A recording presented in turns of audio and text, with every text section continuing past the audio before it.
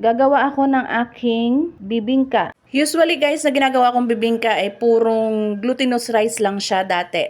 Pero ngayon lalagyan ko siya ng same amount ng galapong or rice flour para hindi siya masyadong malagkit.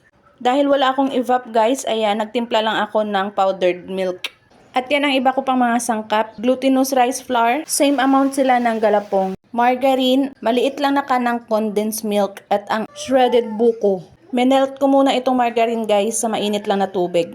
At dito ko na lang imimix ang lahat sa pitchel dahil wala silang bowl na malaki na mapaghahaluan ko ng aking mga sangkap. Kailangan lang imix ang lahat guys hanggang sa mawala na yung mga buo-buo. Ayan, ganito na ang itsura niya, okay na yan.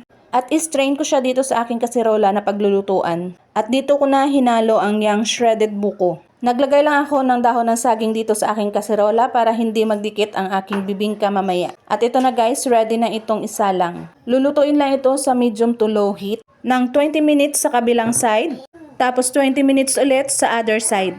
At ito na guys ang aking bibingka nang maluto na. Hindi ko na naipakita ang pagbaliktad dahil nga wala akong videographer.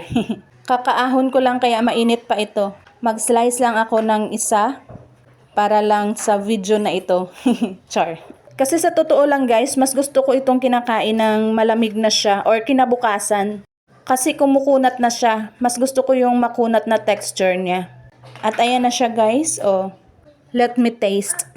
Ayan, hindi lang siya masyadong matamis guys dahil maliit lang yung aking condensed na nailagay. At gaya nga ng gusto ko, hindi na siya masyadong malagkit. Merienda na tayo!